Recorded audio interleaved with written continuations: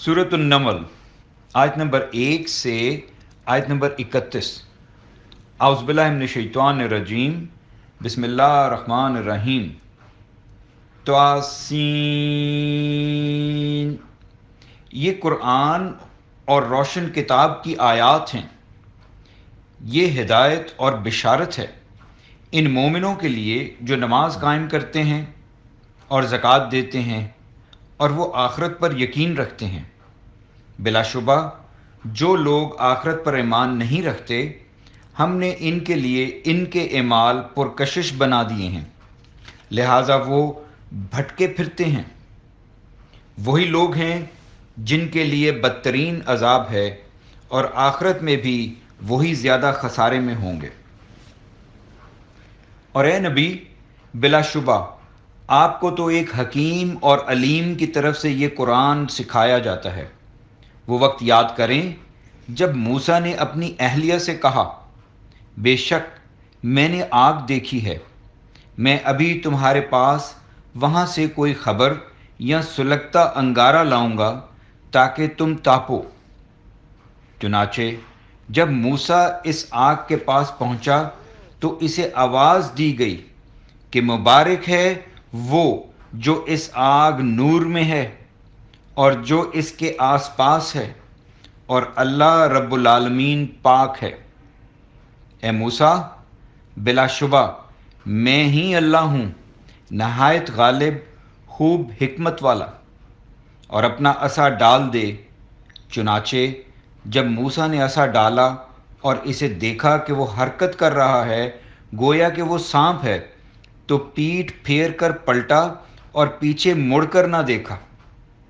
اللہ نے فرمایا، اے موسیٰ مت ڈر، بلا شبہ میرے حضور میں رسول ڈرا نہیں کرتے، مگر جس نے ظلم کیا پھر اس نے برائی کے بعد برے اعمال کو بدل کر نیکی کی، تو بلا شبہ میں غفور اور رحیم ہوں۔ اور اپنا ہاتھ اپنے گریبان میں داخل کر، وہ سفید چمکتا ہوا بے عیب نکلے گا۔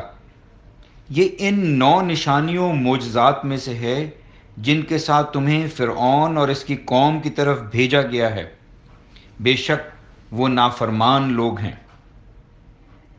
پھر جب ان کے پاس ہمارے واضح روشن معجزات پہنچے تو انہوں نے کہا یہ تو صریح جادو ہے، اور انہوں نے ظلم اور تکبر کی وجہ سے ان کا انکار کر دیا، جبکہ ان کے دلوں نے ان کا یقین کر لیا تھا۔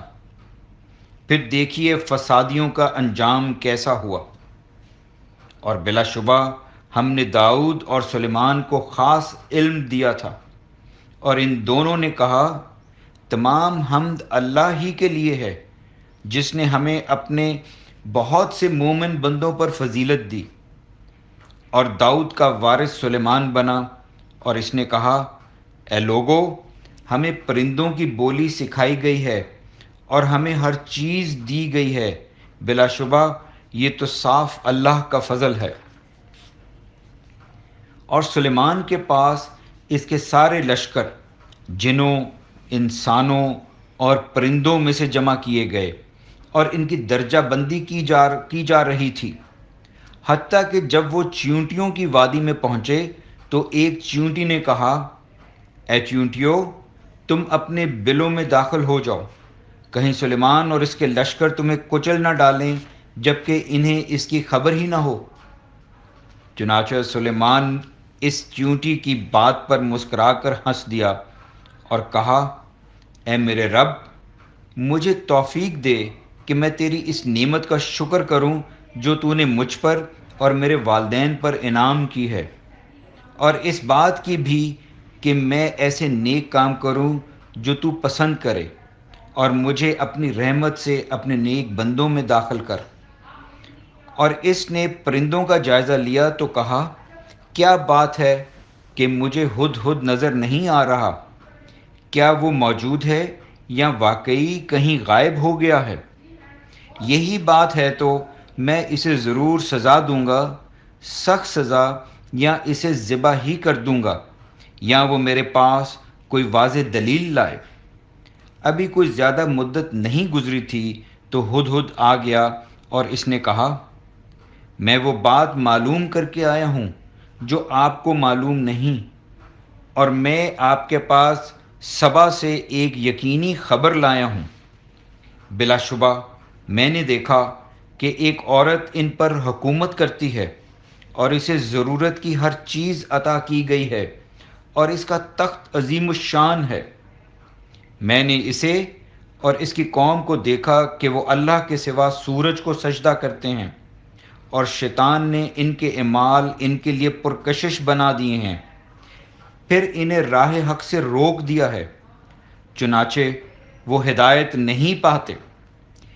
یہ کہ وہ اس اللہ کو سجدہ کریں جو آسمانوں اور زمین میں چھپی چیزیں نکالتا ہے، اور وہ سب کچھ جانتا ہے جو تم چھپاتے ہو اور جو ظاہر کرتے ہو۔ اللہ ہی ہے جس کے سوا کوئی معبود نہیں، وہ عرش عظیم کا مالک ہے۔ سلیمان نے کہا ہم ابھی دیکھیں گے آیا تو نے سچ کہا یا تو جھوٹوں میں سے ہے ایک جھوٹا۔ میرا یہ خط لے جا اور اسے ان کی طرف ڈال دے، پھر ان سے ہٹ کر دیکھ کہ وہ کیا جواب دیتے ہیں۔ بلقیس نے کہا اے درباریو، بلا شبہ میرے پاس ایک گرامی نامہ ڈالا گیا ہے، بے شک وہ سلیمان کی طرف سے ہے، اور بے شک اس کا آغاز اللہ کے نام سے ہے جو نہایت مہربان بہت رحم کرنے والا ہے۔ یہ کہ تم میرے مقابلے میں سرکشی نہ کرو اور فرما بردار ہو کر میرے پاس چلے آؤ۔ الحمدللہ، سجدہ ادا کیجیے۔